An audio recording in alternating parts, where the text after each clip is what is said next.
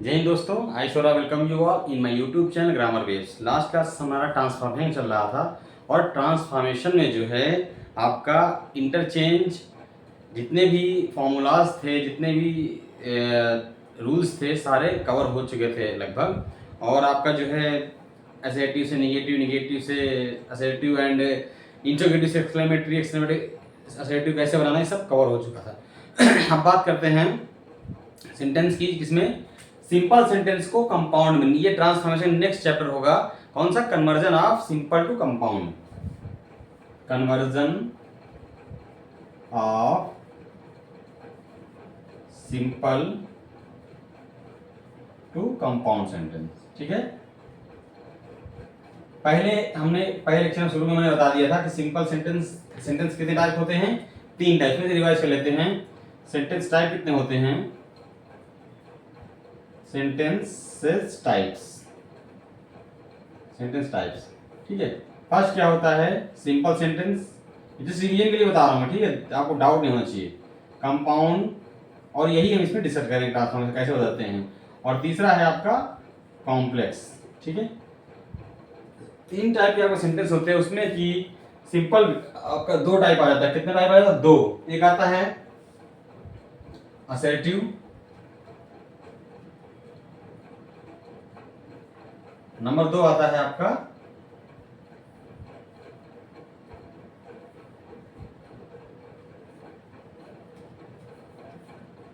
Assertive. के अंतर्गत आपके जो है आते हैं 2 type, negative, sorry affirmative and negative. Affirmative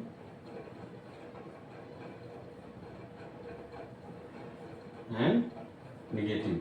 अब देखिए, बात करेंगे हम अफर्मेटिव की, या अब सेंटेंस दूसरे टाइप के असर्टिव के बाद जो है, तो हमारे 5 टाइप सेंटेंस और होते हैं। 5 टाइप कौन कौन होते हैं? पहला तो हो गया असर्टिव। असर्टिव टाइप में बता दिए, निगेटिव एंड वो अफर्मेटिव एंड निगेटिव। असर्टिव। दूसरा टाइप होता है इंटेरोगेटिव। अब इंट्रोगेटिव 2 टाइप होते हैं। कौन सा? Single interrogative and double interrogative. पिछले से बता, जो इसमें शॉर्ट बता रहा हूं। सिंगल इंट्रोगेटिव क्या होता है? जो वाक्य जो है क्या से शुरू होंगे, पहले मतलब क्या है उसकी, वह क्या वह जाता है, क्या वह खाता है, क्या वह यह काम कर रहा है। और डबल इंट्रोगेटिव क्या होता है? बीच में अगर प्रश्न शब्द आ जाए, वह क्यों खा रहा है, वह क्यों जा रहा है, वो क्या कर रहा है, बीच में अगर क्या शब्द डब्ल्यू एच टाइप बीच में आ जाए, तो उनकी अंग्रेजी डब्ल्यू एच पहले रख के इंग्लिश में इसका वजन करते हैं। ठीक है, डबल इंट्रोगेटिव बोलते हैं उसको। थर्ड क्या है? Optative and exclamatory.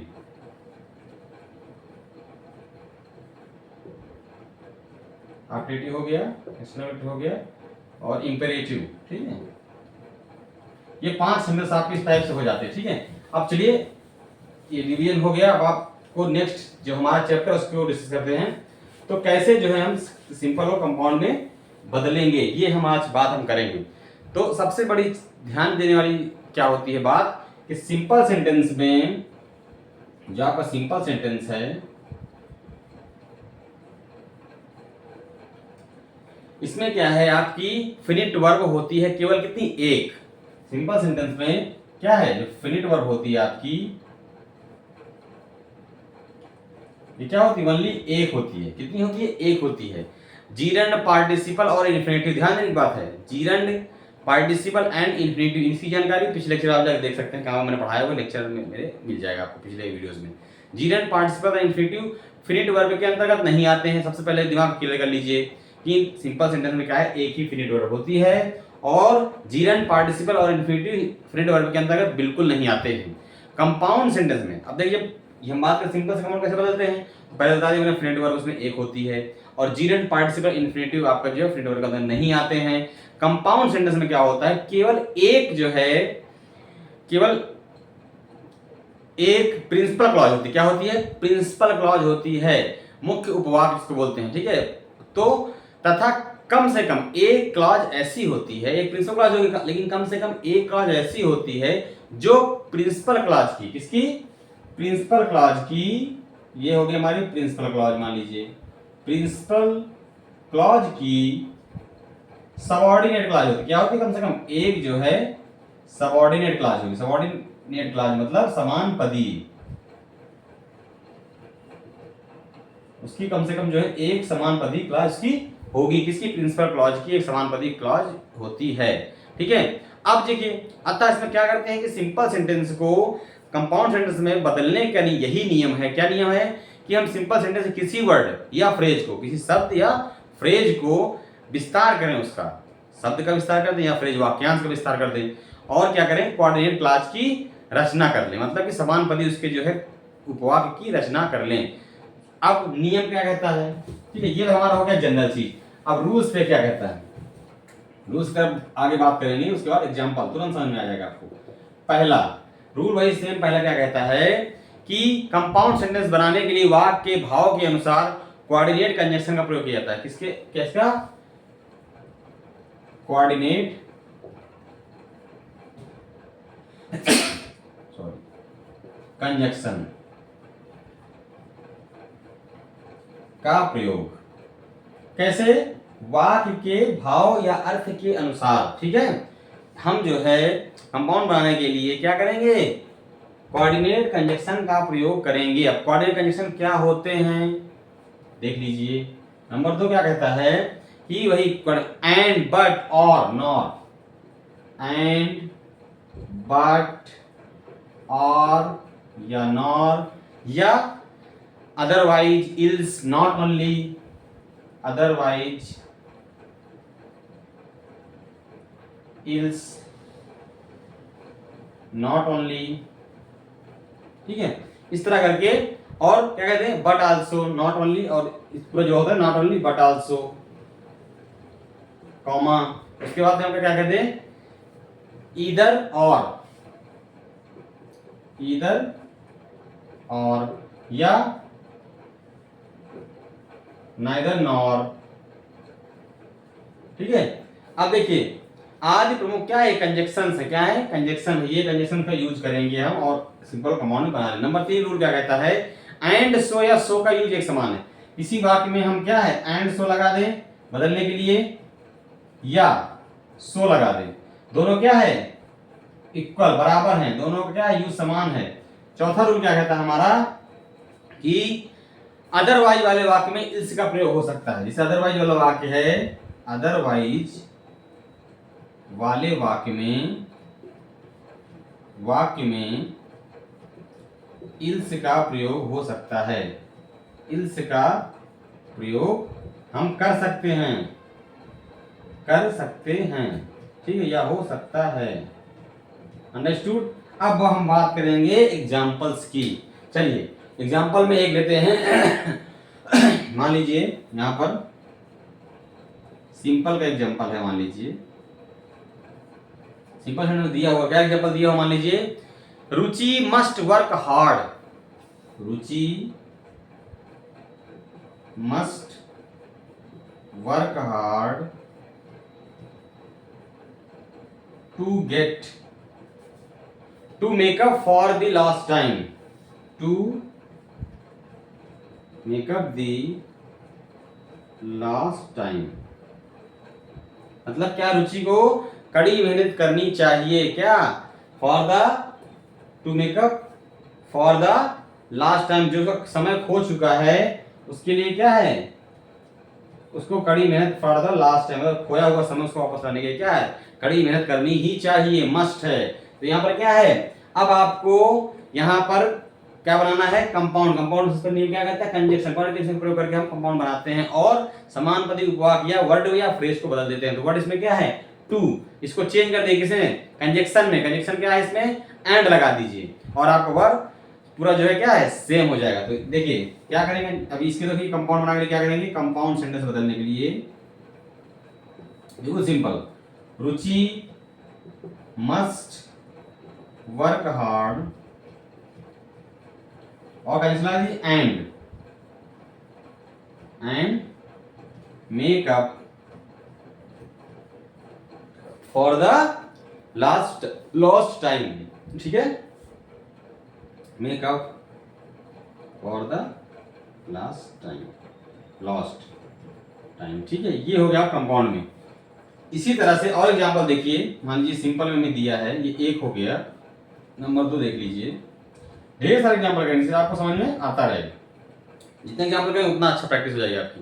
दूसरा एग्जांपल क्या कहता है, the teacher punish the servant, the teacher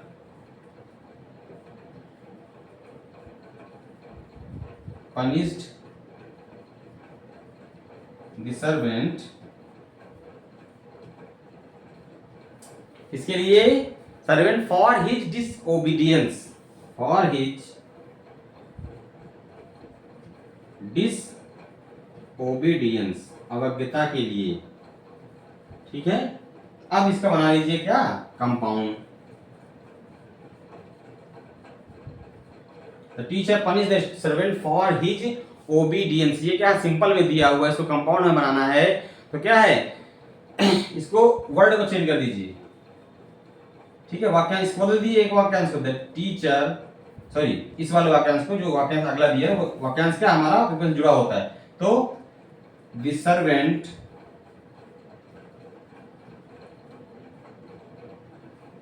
was disobedient, the servant was आज्ञाकारी था, डिसओबीडियंट। अब तो क्या है, उसको क्या है, टीचर ने उसको पनिश किया, एंड और क्या है, एंड सो या सो टीचर पनिश्ड हिम। ठीक है, इस तरह हमें जो है कंपाउंड में इसको बदल लेना है। ठीक, कोई दिक्कत, ऐसे और एग्जांपल देखेंगे। चलिए, ये रूल के हिसाब से एग्जांपल आपका होगा, रूल लगा देते हैं, आपको समझ में आ गया होगा। एग्जांपल करते हैं, आपके ढेर सारे समझ में आएगा। ठीक है, वीडियो को जो है लास्ट में जरूर देख करिए, जिससे क्या आपको कोई चीजें छूट ना जाए, इंपॉर्टेंट। और जो क्या है शेयर सब्सक्राइब करते रहिए। ठीक है, देख तो लेते हैं लेकिन आप लोग पढ़ने वाले बच्चों को शेयर नहीं कर रहे हैं, तो इससे क्या है कि थोड़ा सा वीडियो जो है उतना वॉच टाइम नहीं हो पा रहा है। ठीक है, तो थोड़ा सा प्लीज शेयर करते रहिए अपने पढ़ने वाले बच्चों को, बहुत है बट आप कंजूसी करके शेयर करना, क्या एक बटन दबाना है, शेयर करना है। ठीक है, थोड़ा सा करते रहिए। सिंपल सेंटेंस, अब एग्जांपल लीजिए, बीइंग डिससैटिस्फाइड ही रिजाइन्ड, बीइंग dissatisfied he resigned। क्या है, असंतुष्ट होने पर उसने क्या किया, रिजाइन कर दिया। तो ये क्या था, सेम कंपाउंड बदलिए वाक्यांश को, ही रिजाइंड या बीइंग सेटिस्फाइड, तो यहां पर बीइंग सेटिस्फाइड क्या वाक्यांश है, तो क्या हो गया, he was क्या था, satisfied, so he resigned, he was dissatisfied, so he resigned, that's all। Next example और देखेंगे सिंपल का, फिर से कंपाउंड बनाइए। Hearing the noise, the boy woke up. Hearing the noise, शोर सुनते ही the boy woke up, बच्चा जग गया, लड़का जग गया। ठीक है, woke up। ठीक है, अब इसे कंपाउंड बदलना है आपको, जो रूल में था सेम वही। आपको hearing the noise, अब इसमें क्या है, ये आपका वाक्यांश हो गया, तो क्या है, the boy heard the noise, उसने क्या है, आवाज सुना, the boy heard the noise so he woke up, इसलिए वो जग गया। ठीक है, वाक्य के अर्थ के अनुसार आपको बदलना, ये मैंने शुरू में क्लियर कर दिया था, इसमें आपको डाउट नहीं होना चाहिए। ठीक है, नेक्स्ट है due to illness, next example है। ठीक है, चौथा हो गया, पांचवा एंड छठवां, सातवां एग्जांपल, सॉरी तीसरा एग्जांपल था, तीसरा एग्जाम्पल था, ये चौथा हो गया आपका, एंड ये अब हम पांचवा देखने जा रहे हैं। ठीक है, सिंपल में है, उसको कंपाउंड बदलना है। सिंपल क्या है, एग्जाम्पल है, due to illness Ramesh could not go to Lucknow, due to illness Ramesh could not, बीमारी की वजह से रमेश लखनऊ नहीं, could not go to Lucknow, Lucknow नहीं जा सका। तो क्या हो जाएगा इस कंपाउंड, बनाइए वही वाक्य अर्थ के अनुसार। क्यों नहीं जा सका भाई, ड्यू टू इलनेस, तो ये क्या हो गया, फ्रेज हो गया, वाक्यांश हो गया। तो क्या, रमेश वाज इल, रमेश बीमार था, रमेश वाज इल। अब तो इसीलिए क्या, so he could not go to Lucknow, so he, and so भी लगा सकते हैं, कोई दिक्कत नहीं, ठीक है। And so he could not go to, इसलिए वह लखनऊ नहीं जा सका, ठीक है। सेम अर्थ हुआ, अर्थ के अनुसार आपको इसे कंपाउंड बना लेना है, ठीक है। क्या लगा के, कंजक्शन लगा के। छठवें एग्जांपल देखिए, सिंपल में से मान लीजिए दिया है, सिंपल सेंटेंस में ले लीजिए एग्जांपल। और besides robin the traveller, besides robbing the traveler, comma, the robbers also murdered him, the robbers also murdered him। लूटने के अलावा किसको, यात्री को क्या किया, जो लुटेरे थे उन्होंने क्या किया, उसको मार भी दिया साथ में, ठीक है। लूटा का लूटा, ऊपर से मार दिया, तो इसका क्या हो जाएगा आपका, नॉट ओनली बट आल्सो ना, अर्थ के अनुसार कंजक्शन, याद आया। तो मतलब कि बना लीजिए, the robbers not only robbed the traveller, the robbers not only robbed the traveler, केवल उसे क्या है, ट्रेवलर को लूटा ही नहीं, बट आल्सो, क्या हो जाएगा, बट आल्सो मर्डर्ड हिम, लेकिन उसे मार भी दिया, but also murdered him. Understood. ऐसे वाक्य अर्थ के अनुसार हम इसको बदल लेंगे। नेक्स्ट एग्जांपल हमारे सातवां एग्जांपल देख लीजिए क्या होता है, और एग्जांपल देखते हैं, उसके बाद आगे चलते हैं।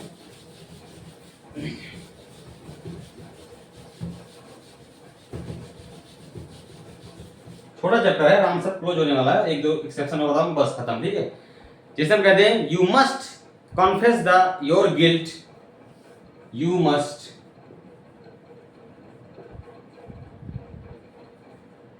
कन्फेस योर गिल्ट, क्या है, तुम्हें जो है अपना अपराध कबूल कर लेना चाहिए। You must confess your guilt to avoid punishment, to avoid punishment, ठीक है।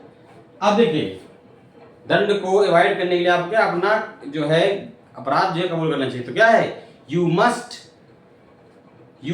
जो है confess your guilt, otherwise you will be punished, you must confess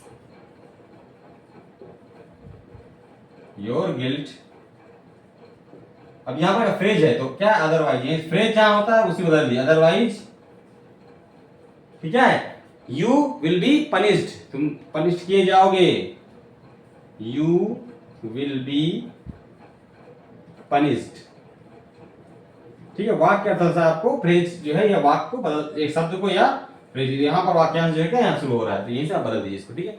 और यहाँ पर क्या, ही मस्ट वर्क वेरी हार्ड, ही मस्ट वर्क वेरी हार्ड। ये मैं एग्जांपल इसलिए लिखा रहा हूं कि आपको पूरा कवर हो जाएगा लगभग, आप प्रैक्टिस करो और एग्जांपल फिर करो ढूंढ के, तो आपका क्लियर हो जाएगा। कोई एग्जांपल आए एग्जाम में तो आप जो इसको तुरंत कर दोगे। He must work very hard to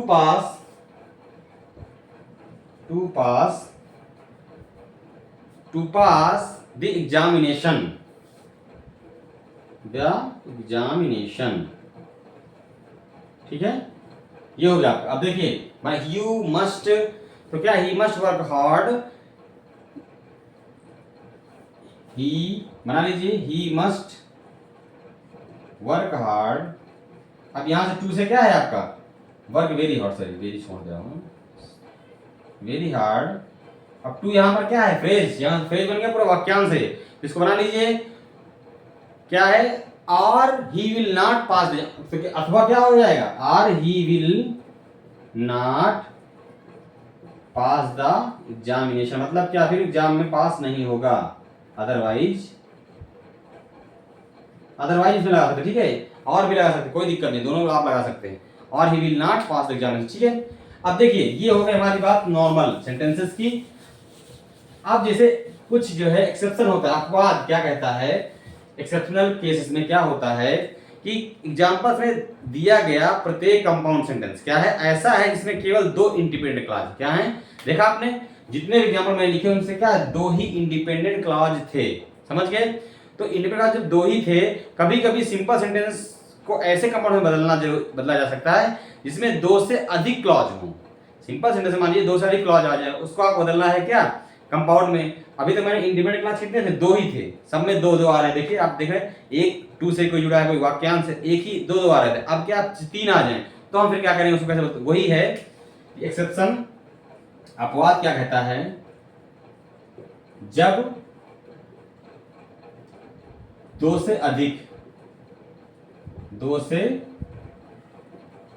अधिक independent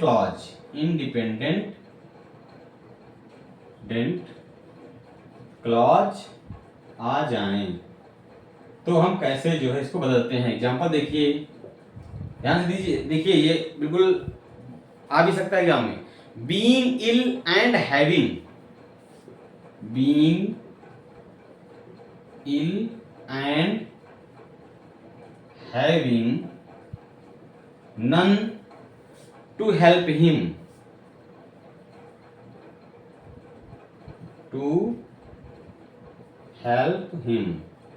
comma, he could not go to hospital, he could not